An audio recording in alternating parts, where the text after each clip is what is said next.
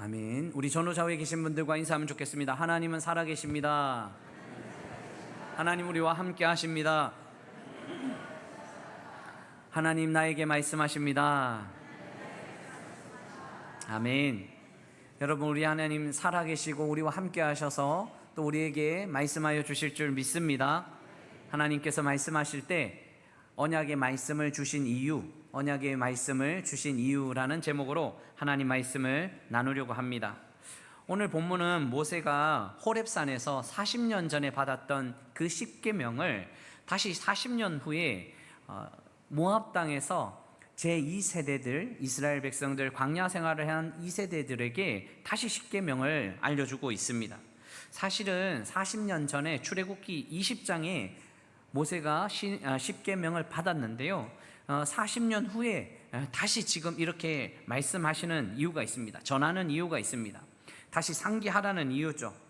십계명을 다시 전하는 이유는 십계명이 오래전 조상들만의 언약이 아니라 지금도 하나님께서 언약하여 주시고 언약을 맺어주시고 앞으로도 언약 백성으로 살게 하여 주시는 하나님의 마음이 담겨져 있습니다. 그 언약이 유효하다는 거죠. 여러분, 오늘 신명기 5장을 읽었는데 뒷부분은요 처음부터 같이 보면 좋겠습니다. 신명기 5장 2절에서 3절 말씀에 우리 하나님 여호와께서 호렙산에서 우리 언약을 세우셨나니, 40년 전의 이야기입니다. 그런데 이제 이 언약에 대해서 이야기합니다. 여러분, 3절 같이 하나님 말씀을 읽어보겠습니다. 이 언약은 여호와께서 우리 조상들과 세우신 것이 아니요 오늘 여기 살아있는 우리 곧 우리와 세우신 것이라. 아멘. 조상들에게 세운 것만이 아니라는 거예요. 지금 이 자리에도 하나님이 언약을 맺어주시고 하나님께서 역사하여 주시는 것. 그래서 하나님의 언약은 어떤 종이나 나뭇잎에 새겨진 것이 아니라 돌판에 새겨졌다는 거예요. 영원하다는 거죠. 유효하다는 거죠. 여러분, 22절 말씀에 이렇게 두 돌판에 대해서 이야기합니다. 같이 하나님 말씀을 읽어보겠습니다. 여호와께서 이 모든 말씀을 산 위 불 가운데 구름 가운데 흑암 가운데서 큰 음성으로 너희 총회에 이르신 후에 더 말씀하시지 아니하시고 그것을 두 돌판에 써서 내게 주셨느니라. 아멘. 처음에는 음성으로 들려주셨는데 그 소리가 너무 커서 백성들이 두려워했거든요.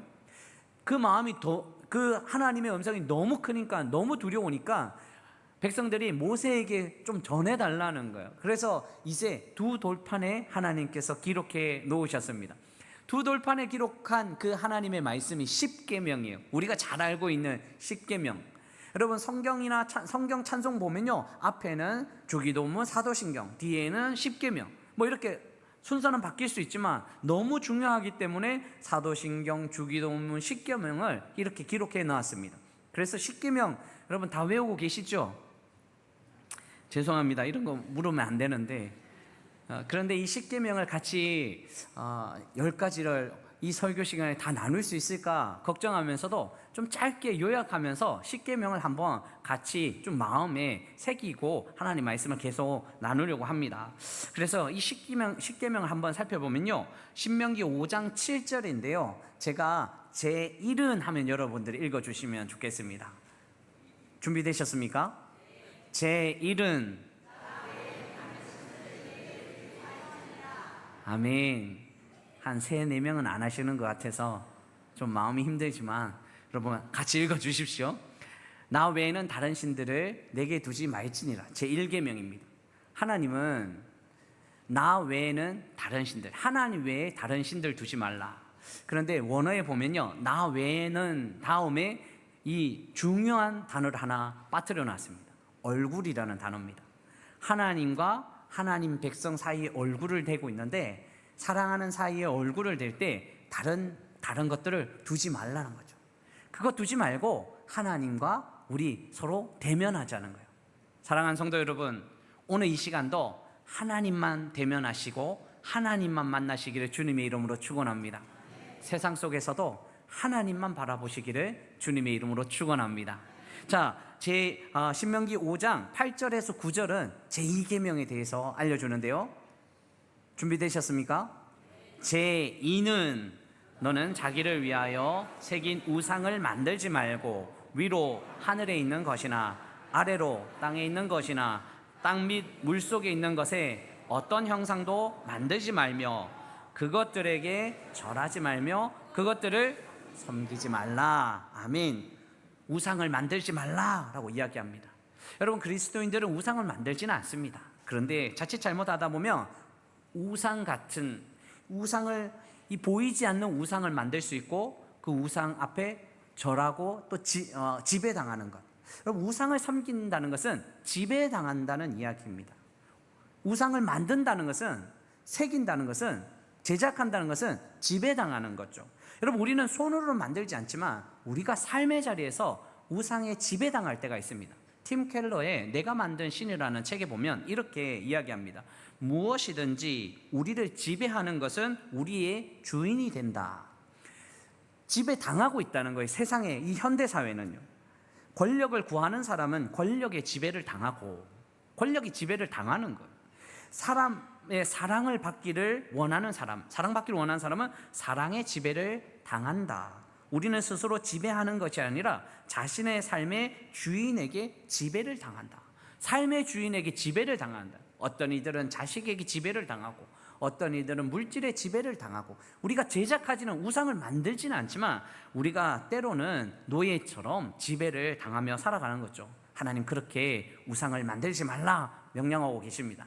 사랑하는 성도 여러분, 오직 하나님의 통치함만 받는 믿음의 백성들 되시기를 주님의 이름으로 축원합니다. 여러분, 신명기 5장 11절에 제3계명을 이야기하고 있는데 준비되셨습니까? 자, 제3은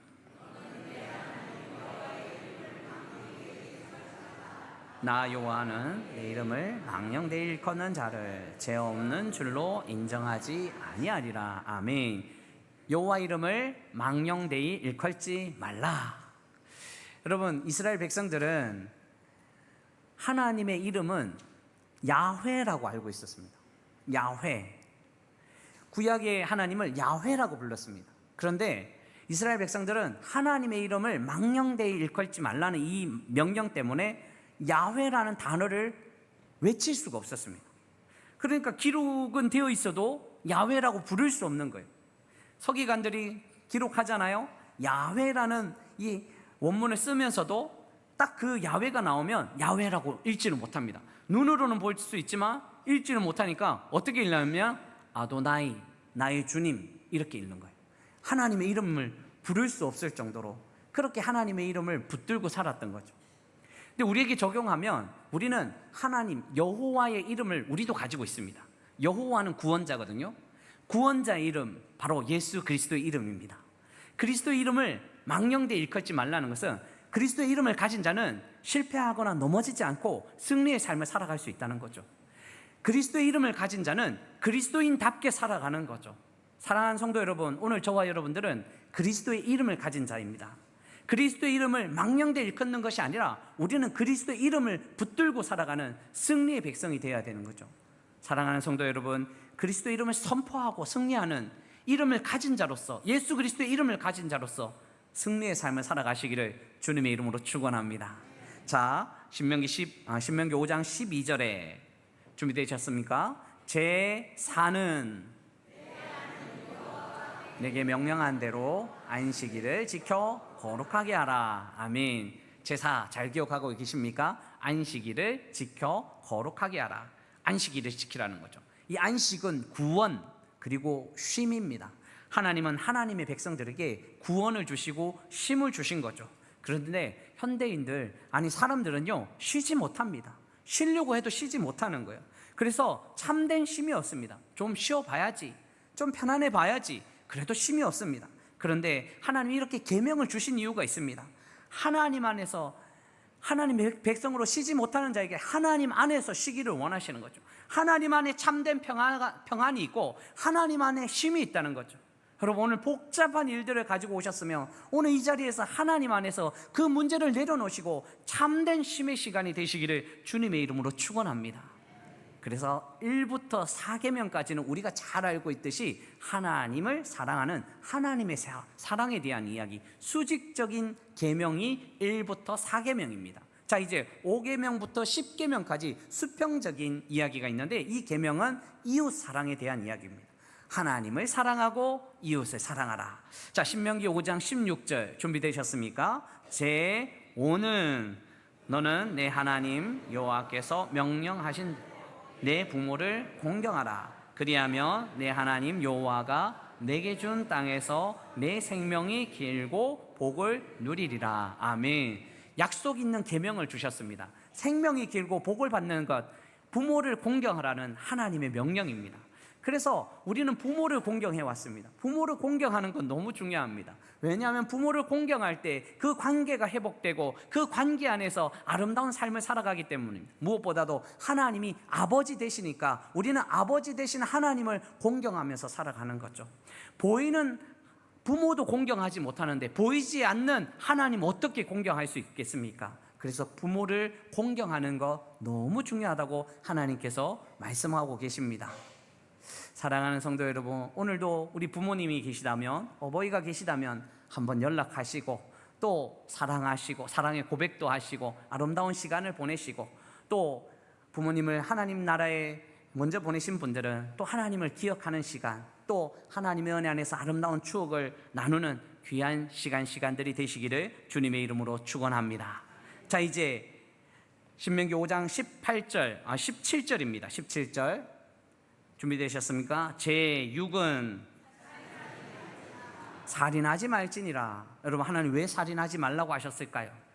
하나님 살인하지 말라 하신 이유는 모든 생명은 하나님의 형상으로 지음받았기 때문입니다. 한 사람 한 사람이 너무 소중한 사람이라는 거죠. 왜요? 하나님의 형상으로 지음받았기 때문이죠. 그래서 하나님의 형상으로 지음받았기 때문에 타인의 생명도 너무 중요하다는 거죠. 하나님의 형상으로 지음받은 모든 타인을 소중히 생각하시는 믿음의 백성들 되시기를 주님의 이름으로 축원합니다. 자, 5장 18절입니다. 준비되셨습니까? 제7은 간음하지 말지니라. 이 말은요, 결혼한 사람, 약혼한 사람 대상으로 이야기하고 계십니다. 결혼한 사람, 하나님은 결혼이라는 제도를 만들으셨습니다. 한 남자, 한 여자가 결혼해야 된다고 하나님께서 분명히 명령하시고 말씀하여 주셨습니다.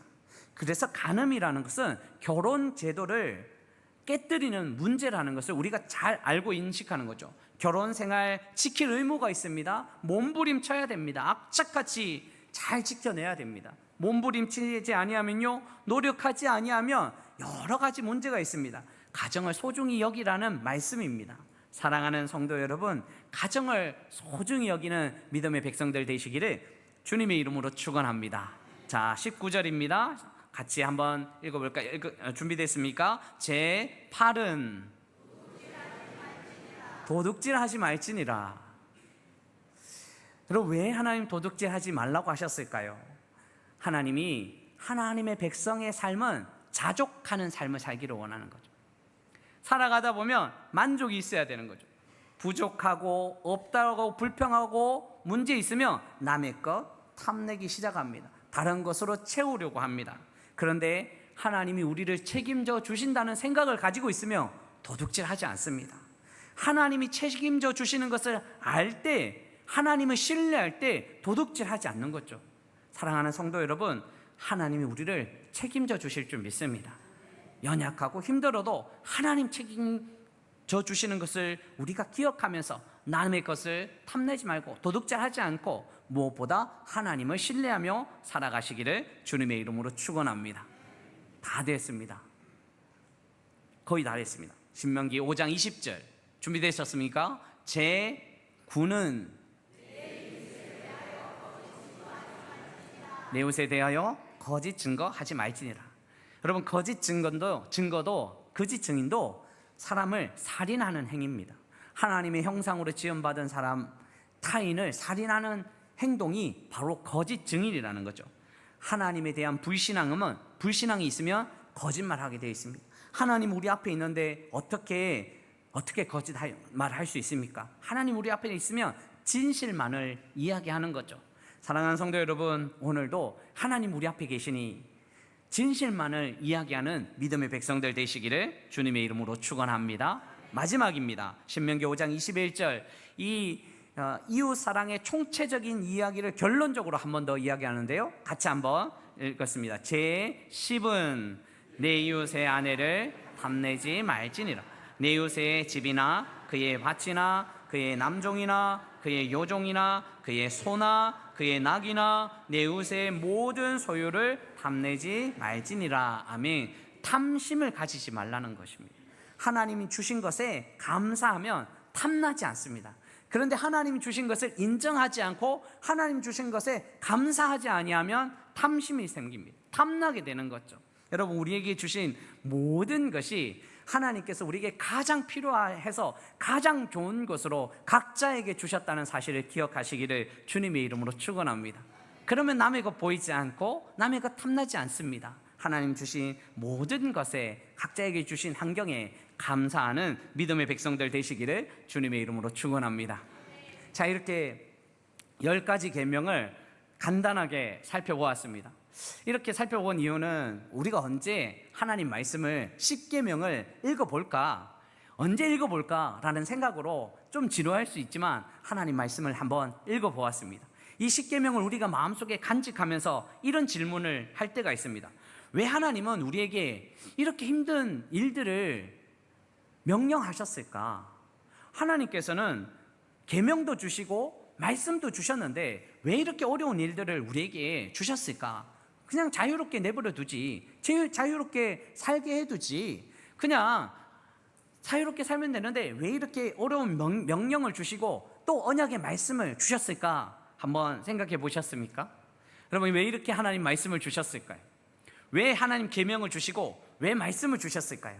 오늘 두 가지로 살펴보려고 하는데, 첫 번째는 하나님을 경외하는 자에게 복 주시기 위해서 하나님 말씀을 주셨다는 거예요. 하나님을 계명 주시고 하나님 말씀 주신 것은 하나님의 백성이 복 받기를 원하시는 거죠. 여러분, 28절 말씀에 보시면 여호와께서 너희가 내게 말할 때, 이스라엘 백성들이 어떤 말을 했어요? 어떤 말이냐면 너희가 말하는 소리를 들으신지라. 하나님께 말하는 소리를 들었다는 거예요. 여호와께서 내게 이르시되 이 백성이 내게 말하는 그 말소리를 내가 들은즉 그 말이 다 옳도다. 여러분, 이 말이 무슨 말이냐면 이런 거죠. 하나님이 들으시니까 가만히 들어보니까 하나님이 십계명을 이야기 전에 큰 소리로 막 이야기하셨거든요. 선하신 하나님의 음성을 들으면요, 죄악된 백성은 너무나 두렵습니다. 여러분, 갑자기 하나님을 만나지 않았는데 여러분들에게 나타나셔가지고 하나님이 나는 내 하나님이다 이러면 얼마나 깜짝 놀랄까요? 심장마비 걸려 죽습니다. 그래서 그렇게 말씀하시지 않으세요. 기록된 말씀으로 우리에게 알려주시거든요. 그래서 하나님이 그렇게 이스라엘 백성들에게 십계명을 이야기할 때 말씀하시니까 너무 두려웠어요. 너무 무서웠어요. 그래서 이스라엘 백성들이 어떤 요청을 했냐면, 모세 당신이 하나님께 듣고 그 이야기를 좀 전해 주십시오 이렇게 요청한 거예요. 이 요청을 이야기하니까 하나님이 들으신 거예요. 그리고 그 말이 옳도다라고 하나님 말씀하십니다. 그리고 나서 그 말씀을 허락하시면서 이런 말씀하십니다. 여러분, 29절 말씀 같이 하나님 말씀 읽어봅니다. 시작. 다만 그들이 항상 이 같은 마음을 품어 나를 경외하며 내 모든 명령을 지켜서 그들과 그 자손이 영원히 복받기를 원하는. 아멘. 하나님이 그래, 내가 그렇게 큰 소리로 이야기하지 않을게, 그렇게 너희들 두려운 마음 목소리로, 너희들이 두려워하는 목소리를 이야기하지 않을게. 그 대신 그 십계명 하나님 언약의 말씀 들으면, 그 말씀 지키면 내가 복을 줄 거야. 하나님께서 말씀하고 계십니다. 가만히 생각해 보십시오. 하나님의 말씀은 두려운 말씀이 아닙니다. 하나님 우리에게 복 주시기를 원하셔서 하나님이 이렇게 기록된 말씀으로 우리에게 허락하여 주신 거죠. 가만히 살펴보면 모두 하나님의 복이 넘쳐나는 거예요. 그래서 복 주시기를 원하시는 하나님의 말씀이 있는 거죠.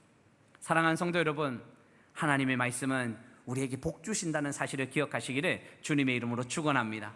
그런데 이 복을 누리는 방법이 어떻게 이 복을 누리는가 기록되어 있습니다. 30절에 보면 가서 그들에게 각기 장막으로 돌아가라 이러고 이제 돌아갑니다. 하나님의 음성, 큰 음성을 듣고 두려워했다가 이제 하나님 그 십계명, 계명을 이제 모세를 통해서 듣거든요. 그래서 복을 어떻게 누리는지 알려줍니다. 31절 같이 읽어보겠습니다. 너는 내 곁에 서 있으라. 내가 모든 명령과 규례와 법도를 내게 이르리니 너는 그것을 그들에게서 가르쳐서 내가 그들에게 기업으로 주는 땅에서 그들이 이것을 행하게 하라 하셨나니. 아멘. 여러분, 무슨 말입니까? 그것을 가르쳐 행하게 하는 것이 복 있는 인생을 살아가는 거예요. 하나님의 말씀을 알고 그 말씀을 가르치고 나아갈 때 복된 인생이 되는 거죠. 여러분, 하나님의 말씀을 나는 하나님 말씀 들었으니까 간직하고만 있으면 복된 인생이 흘러 넘치지 않아요. 그 말씀이 멈춰져 있으면 안 돼요. 그 말씀이 흘러 넘쳐야 되는 거예요. 그래서 하나님의 복받은 인생으로 그 복받은 인생을 다 알려야 되는 거죠. 사랑하는 성도 여러분, 우리는 하나님의 복된 인생을 살아가고 있다는 사실을 기억하고 복된 인생을 다 전파하시기를 주님의 이름으로 축원합니다.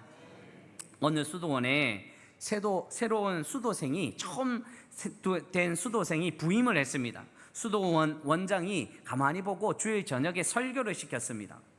이 초년병 이 수도생이요 너무나 떨리는 거예요. 가만히 강대상에 섰는데 사람들이 있고요, 제일 앞에 수도원 원장이 앉아 있으니까 얼마나 떨립니까? 아무것도 생각나지 않으니까 그렇게 성도들에게 물었습니다. 여러분, 제가 무슨 설교할지 아십니까? 라고 이야기했습니다. 그랬더니 이 성도들이 아니요, 모르겠어요, 이 말에 그 수도생이 그럼 나도 모르니까 오늘 이렇게 마치겠습니다 하고 내려갔답니다. 너무 기가 막힌 거예요, 수도원 원장이. 그래서 다음 주일 저녁에 다시 한번 설교 한번 하세요 라고 했어요. 그랬는데 다시 올라가니까 또 너무 떨리는 거예요. 수도원 사람들도 있고 원장도 있으니까. 그래서 또 이렇게 묻습니다. 여러분, 오늘 제가 무슨 설교할지 아십니까? 물었더니 지난번에 모른다 하니까 쏙 내려가는 거는 이제 그러면 다 안다고 이야기하죠. 네, 알아요 라고 이야기했습니다. 그랬더니 이 수도생이 또 이야기합니다. 그럼 됐습니다. 알아서 됐으니까 오늘 이렇게 마치겠습니다 하고 또 내려갔다는 거예요. 두 번을 이렇게 보내고 나서 이렇게 많은 고민을 하다가 이야기를 나눴습니다. 우리 어떻게 할까 했더니 반은 모른다고 하고 반은 안다고 하자, 이렇게 나눴어요. 그리고 다음 주일 저녁에 또 강대상에 올라온 그 수도생이 또 묻습니다. 여러분, 오늘 제가 무슨 설교할지 아십니까? 반은 미리 약속한 대로 반은 모릅니다, 또 반은 압니다 라고 이야기했습니다. 그랬더니 그 수도생이 뭐라 했느냐 하면, 그럼 아는 사람이 모르는 사람 알려주고 이만 설교를 마치겠습니다 하고 내려갔다 합니다. 이 말을 들은 수도 원장이 무릎을 탁 치면서 맞다, 정말 좋은 문장이다. 아는 사람이 모르는 사람에게 가르치는 것, 이것이 기독교의 진리 아닌가. 아는 사람이 모르는 사람에게 알려주는 것, 아는 것, 하나님의 복을 아는 것, 하나님의 말씀이 복이라는 것 아는 것, 이렇게 여러 가지 힘들고 어려워도 하나님 말씀 때문에 이겨났고 하나님 말씀 때문에 승리했고 하나님 말씀 때문에 이겨냈던 그 아는 것을 모르는 사람에게 전하는 것, 이것이 복의 전파 아닌가요? 복이 넘쳐나는 것 아닌가요? 그냥 그 자리에서 복이 멈춰지는 것이 아니라 복이 대대에 전해지는 역사가 일어나는 거죠. 말씀을 준비하면서 저도 언젠가는 이렇게 설교 한번 해야겠다. 여러분, 제가 무슨 설교하는지 아십니까? 몰라요 하면 모르니까 저도 모르겠습니다 하고 내려가든지. 어쨌든 여러분, 아는 사람이 모르는 사람에게 전해야 되는데 무엇을 아는가? 믿음의 백성들은 하나님의 말씀이 복이고 승리의 길이고 은혜의 길이라는 사실을 알게 하여 주셨으니 이 복을 모든 백성들에게, 모든 사람들에게 나누며 사는 믿음의 백성들 되시기를 주님의 이름으로 축원합니다. 또한요, 하나님께서 이 언약의 말씀을 주신 이유가 무엇일까요? 두 번째는 길에서 벗어나지 않게 하기 위함입니다. 여러분, 하나님은 길을 주셨습니다. 구원의 길, 은혜의 길, 하나님이 안전한 길을 허락하여 주신 거죠. 그런데 그 길을 벗어날 때 위험이 있잖아요. 그래서 그 길을 걷게 하시려고 하나님 말씀을 주신 거죠.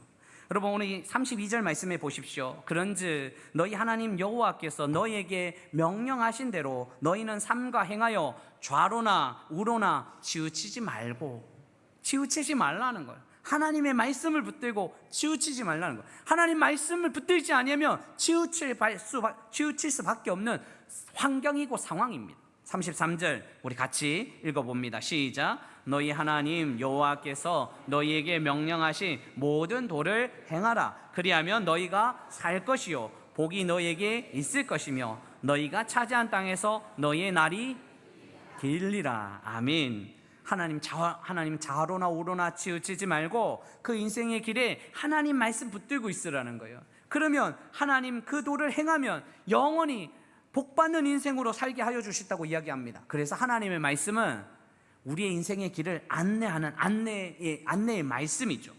시편 기자는 시편 119편 105절에 주의 말씀은 내 발의 등이요 내 길의 빛이니이다 라고 선포합니다. 말씀이 우리 그를 인도하여 주셨으니 여러분 하나님의 말씀으로 인도함 받아야지 좌로나 우로나 치우치지 않고 살 수 있습니다. 옛날에 나침판이 참 중요할 때가 있잖아요. 뱃사람들에게 이 GPS가 없으면 이 나침판은 생명줄입니다. 바다에 길이 없고 이정표가 없으니까 나침판을 보고 그렇게 항해했던 것처럼 말씀이 우리의 삶의 나침판이 되어서 우리의 인생의 길을 한 걸음 한 걸음 인도하여 주시는 그 삶이 있다는 거죠. 여러분 세상 가치관은 끊임없이 우리를 좌로 당기고 우로 당길 때가 있습니다. 어디로 당겨지느냐? 세상의 가치관에 따라 우리의 생각대로 당겨집니다. 이것이 맞을 거야, 저것이 맞을 거야. 물질이, 쾌락이, 삶의 방향이 계속 우리를 좌로나 우로나 당길 때가 있습니다. 그때 하나님의 말씀을 붙들어야 됩니다. 하나님의 말씀이 우리를 구원의 길로, 은혜의 길로 인도하여 주신다는 사실이죠. 여러분 33절에 오늘 모든 도를 행하라 이 말이 있습니다. 모든 도를 행하라 이 말은요, 끊을 것은 끊고 채울 것은 채우라는 뜻입니다. 모든 도, 하나님의 말씀 안에 끊을 것은 끊으라는 거예요. 과거의 습관도 끊고요, 하나님 싫어하는 것도 끊고요, 가족 안에 사랑하는 상대가 끊은 길을 원하면 끊어버리는 거예요. 하나님 말씀으로. 채울 거는요, 하나님의 은혜로 채우라는 거예요. 하나님의 뜻으로 채우라는 거예요. 상대가 원하는 것으로 채우라는 거예요. 끊을 것은 끊고 채울 것은 채워야지 좌로나 우로나 치우치지 않고 한 걸음 한 걸음 주님 주신 그 걸음을 걸을 수 있다고 말씀하고 계십니다. 사랑하는 성도 여러분, 하나님 우리에게 이정표이신 하나님 말씀을 허락하여 주셨는데 한 걸음 한 걸음 하나님의 인도하심을 받고 살아가는 믿음의 백성들 되시기를 주님의 이름으로 축원합니다. 말씀 맺으려고 합니다. 하나님께서는 언약의 말씀을 주신 이유가 분명히 있었습니다. 영원히 복 주시기 위해서, 그리고 하나님께서 그 백성을 인도하시기 위해서 그렇게 하나님 말씀을 허락하여 주셨습니다. 여러분 하나님의 말씀이 다가올 때 어떤 현상이 일어나는가는 성경에 보면 창세기 1장에 그대로 나타납니다. 창세기 1장에 하나님이 공허하고 혼돈하며 어두웠던 세상 속에 하나님이 말씀하시니까 창조의 질서가 일어나잖아요. 달과 해와 별과 땅과 물과 모든 삶이 정리되는, 질서되는 역사가 일어나는 거죠. 여러분 오늘 우리 안에 때로는 혼돈의 삶을 살아갈 때가 있습니다. 질서가 무질서가 될 때가 너무나 많습니다. 잘 살아간 것 같은데, 괜찮은 인생인 것 같은데 때로는 혼돈스러울 때가 많습니다. 세월이 많이 흐르면 안정이 되겠지, 세월이 많이 지나면 질서가 잡히겠지. 웬걸요? 아무리 그렇게 세상 속에서 세월을 많이 보낸다 하더라도, 세월의 그 연수를 보낸다 하더라도 질서가 잡히지 않을 때가 참 많이 있습니다. 이때 다시 하나님의 말씀을 붙들어야 됩니다. 말씀이신 예수님이 우리에게 찾아와 주십니다. 말씀이 육신이 되신 것, 예수님이 우리에게 찾아와 주셔서 좌로나 우로나 치우치지 않게 하시고 한 걸음 한 걸음 우리에게 찾아와 주실 때, 예수님을 붙들 때 우리는 우리의 삶의 질서가 생기는 거죠. 그리고 한 걸음 한 걸음 밝은 인생길을 걸을 수 있습니다.